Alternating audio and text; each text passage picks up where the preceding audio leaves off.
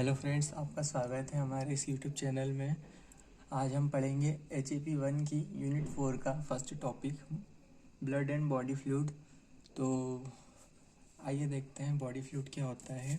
तो the liquid present in the body also known as body fluid. देखिए, जो हमारी ह्यूमन बॉडी है उसमें जितना भी लिक्विड प्रेजेंट होता है उसे हम क्या कहते हैं, फ्लूइड या बॉडी फ्लूइड। अब जो ये फ्लूइड होता है ये दो टाइप्स का होता है। एक होता है इंट्रासेल्युलर और दूसरा होता है एक्स्ट्रा सेल्युलर। अब देखो, नाम से ही समझ आ रहा है, इसमें है इंट्रा और इसमें है एक्स्ट्रा। तो जो इंट्रा सेल्युलर फ्लूइड होता है, तो जो एक हमारा एक सेल हो गया, तो जो सेल के अंदर ये न्यूक्लियस, अब इसके बीच में जो फ्लूइड प्रेजेंट होता है, मतलब fluid present inside the cell, जो सेल के इनसाइड में जो फ्लूइड प्रेजेंट होता है उसे क्या कहेंगे हम, इंट्रासेल्युलर फ्लूइड। और जो सेल के आउटसाइड में जो फ्लूइड प्रेजेंट होता है, मीन्स जो सेल के बाहर के साइड जो फ्लूइड प्रेजेंट होगा उसे हम कहेंगे एक्स्ट्रा सेल्युलर फ्लूइड। ठीक है, तो इस तरह से फ्लूइड को दो टाइप्स में क्लासिफिकेशन करा गया है। अब इसके अलावा एक और टाइप का फ्लूइड होता है कि जो फ्लूइड प्रेजेंट होता है, देखो आपको पता है हमारी बॉडी में बहुत सारे सेल्स हैं और सेल से मिलकर टिश्यूज़ बने होते हैं। तो जैसे ये सेल से मिलकर, मान लीजिए ये टिश्यू है, ये बहुत सारे सेल्स से मिलकर बना है। तो इनके बीच में जो फ्लूइड प्रेजेंट होता है, ये जो इनकी कैविटीज़ के बीच में, इसे कहते हैं इनिशियल फ्लूइड। ठीक है, ये जो सेल्स है इनके बीच में जो फ्लूइड प्रेजेंट होता है इनकी कैविटीज़ के बीच में, इसे कहेंगे इनिशियल फ्लूइड। तो अब थ्योरी देख लेते हैं हम। तो body fluid mainly two types, intracellular और extra cellular. The fluid present inside the cell called intracellular fluid and the fluid present outside the cell is called extra cellular fluid. अब जो fluid present between cells of the tissue, जैसा कि मैंने आपको बताया कि ये जो हमारा सेल्स है और जो मिलकर एक टिश्यू बना है, तो जो टिश्यू के अंदर जो सेल्स होते हैं उनके बीच में जो इनकी कैविटीज़ में जो फ्लूइड प्रेजेंट होता है उसे हम कहते हैं इनिशियल फ्लूइड। ठीक है, तो फिर अब हम देखते हैं ब्लड। तो क्या होता है ब्लड? तो blood is a connective tissue which is made up of blood cells and plasma. Blood क्या है? ब्लड एक कनेक्टिव टिश्यू है जो कि ब्लड सेल्स और प्लाज्मा से बना होता है। तो फिर हम देखते हैं ब्लड वॉल्यूम। ब्लड वॉल्यूम क्या होता है कि जो एक एडल्ट मैन होता है, देखिए जो एक एडल्ट मैन होता है उसमें यहाँ लिखा है 5 से 6 लीटर ब्लड प्रेजेंट होता है एक हेल्थी बॉडी में। 5 से 6 लीटर ब्लड प्रेजेंट होता है। और इसी की जगह जो न्यू बॉर्न बेबी होता है, तो न्यू बॉर्न बेबी में 450 ml ब्लड प्रेजेंट होता है, ये ब्लड वॉल्यूम। अब देखते हैं हम कंपोजिशन ऑफ ब्लड। तो जो हमारा बॉडी फ्लूइड है वो बॉडी फ्लूइड 2 टाइप्स में डिवाइडेड होता है, जिसमें जो हमारा ब्लड होता है वो सिर्फ 8% होता है और जो अदर लिक्विड्स होते हैं वो 92% होते हैं। अब हम ब्लड का कंपोजिशन देख रहे हैं। तो जो ब्लड होता है ये फर्दर इसको 2 टाइप्स में डिवाइड किया गया है, एक ब्लड एलिमेंट्स और दूसरा है प्लाज्मा, या प्लाज्मा प्रोटीन कहेंगे इसे। तो जो ब्लड एलिमेंट्स हैं ये 45% होते हैं और जो प्लाज्मा है ये 55% होता है। अब जो प्लाज्मा है, अब इसका कंपोजिशन हम कभी देखें तो प्लाज्मा में भी बहुत से प्रोटीन पाए जाते हैं, जैसे albumin, globulin, fibrinogen and other solutes. जो एल्ब्यूमिन होता है वो 54% होता है, ग्लोब्यूलिन होता है 38%, फिब्रिनोजन होता है 7% और अदर सॉल्यूड्स होते हैं 1%। अब जो आप देख लीजिए, इन सबको टोटल करेंगे तो कंपोजिशन हो जाएगा 100%। मतलब इन सबको मिलकर क्या बना है, प्लाज्मा बनता है। अब इसके बाद हम बात करें हमारे ब्लड एलिमेंट्स की। तो जो ब्लड एलिमेंट्स हैं उसमें 3 टाइप्स के सेल पाए जाते हैं। एक WBC, RBC, प्लेटलेट्स। WBC, ये WBC means white blood cells, और ये 5 to 9 के मतलब 5000 से लेकर 9000 के बीच में एक ह्यूमन बॉडी में प्रेजेंट होती है। RBC 4.2 मिलियन से 6.2 मिलियन प्रेजेंट होती है, और जो प्लेटलेट्स है वो 250 के से 400 के तक प्रेजेंट होती है, मतलब 25,000 से लेकर 40,000 तक प्रेजेंट होती है। जो RBCs होती है, तो RBCs का फुल फॉर्म क्या है? White blood cells. इसको हम अल्सो नोन एज ल्यूकोसाइटस, ये ल्यूकोसाइट्स, हम इसे ल्यूकोसाइट्स के नाम से भी जानते हैं। इट इज़ प्रेजेंट इन 5000 से 9000 तक प्रेजेंट होती है ब्लड में। और फिर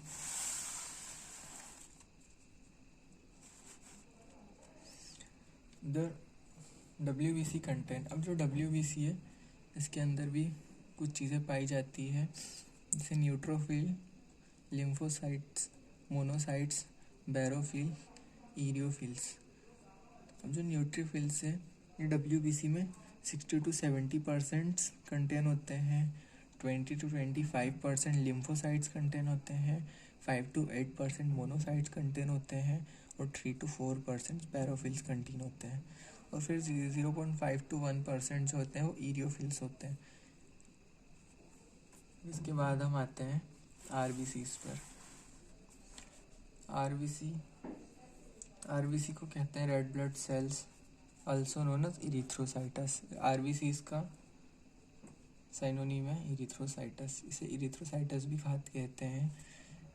दे are 4.2 million to 6.2 million cell present in blood. ये ब्लड में 4.2 मिलियन से लेकर 6.2 मिलियन तक प्रेजेंट होते हैं। फिर हम आते हैं प्लेटलेट्स पर। जो प्लेटलेट्स हैं अल्सो नोन एज थ्रोम्बोसाइटस। देखो आपको ये नाम पता होना चाहिए, ल्यूकोसाइटस, इरिथ्रोसाइटस और थ्रोम्बोसाइटस। दे आर, ये जो होते हैं ये 25,000 से लेकर 40,000 तक प्रेजेंट होते हैं ब्लड में, ठीक है। अब हम देखेंगे फंक्शन ऑफ ब्लड। ब्लड के हमारे बॉडी में क्या क्या फंक्शंस होते हैं। तो ब्लड परफॉर्म करता है हमारी बॉडी में ट्रांसपोर्टेशन, रेगुलेशन, प्रोटेक्शन और ब्लड क्लॉटिंग। ट्रांसपोर्टेशन मतलब जो हमारा ब्लड है वो ब्लड के थ्रू जो oxygen, carbon dioxides, nutritions, hormones etcetera transportation ये ब्लड करता है। आओ देखते हैं जो ट्रांसपोर्टेशन है। तो देखो जैसे मैंने आपको कहा blood carry O2 from lungs to different body parts. Blood क्या करता है, जो हमारा ब्लड होता है ये क्या करता है, और लंग्स से जो डिफरेंट बॉडी के पार्ट्स हो गए, डिफरेंट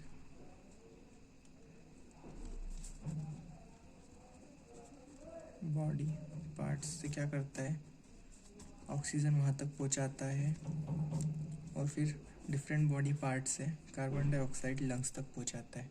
ये पूरा काम कौन करता है, हमारा ब्लड करता है। एक तो ये हो गया ब्लड का ट्रांसपोर्टेशन।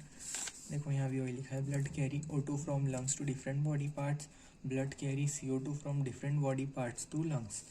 फिर blood carry nutrition from GIT to different body parts. जो ब्लड जो हमारे GIT ट्रैक में जो न्यूट्रिशन प्रेजेंट होते हैं वो ब्लड के थ्रू ही पूरी बॉडी में जाते हैं।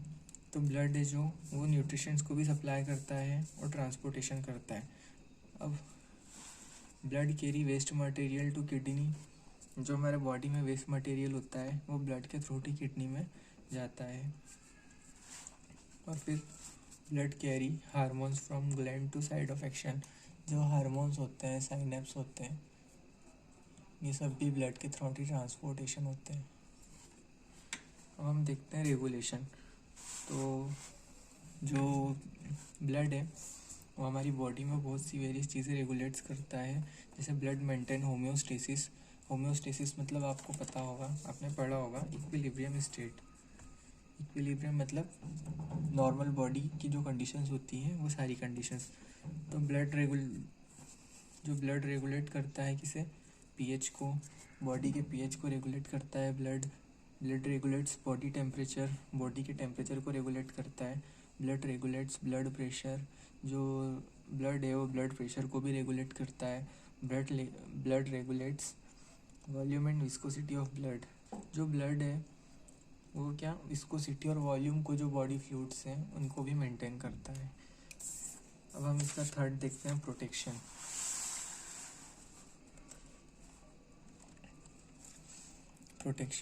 तो देखेंगे कि ब्लड किस तरह से प्रोटेक्शन करता है।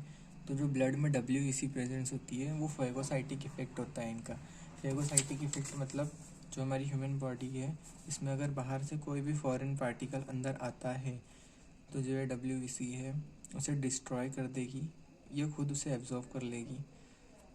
जो फॉरेन पार्टिकल उसे जो WBC होती है वो फेगोसाइटिस मतलब होता है जो फॉरेन पार्टिकल है उनको खा जाएगी, ये उन्हें डिस्ट्रॉय कर देगी। तो ये कौन करती है, WBC।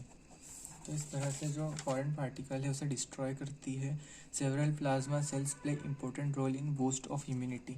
जो हमारा प्लाज्मा है, जैसा मैंने कहा कि प्लाज्मा में प्रोटीन्स पाए जाते हैं, तो उसके जो प्लाज्मा के कुछ सेल्स एक इम्पोर्टेंट रोल प्ले करते हैं हमारी इम्यूनिटी को बूस्ट करने में।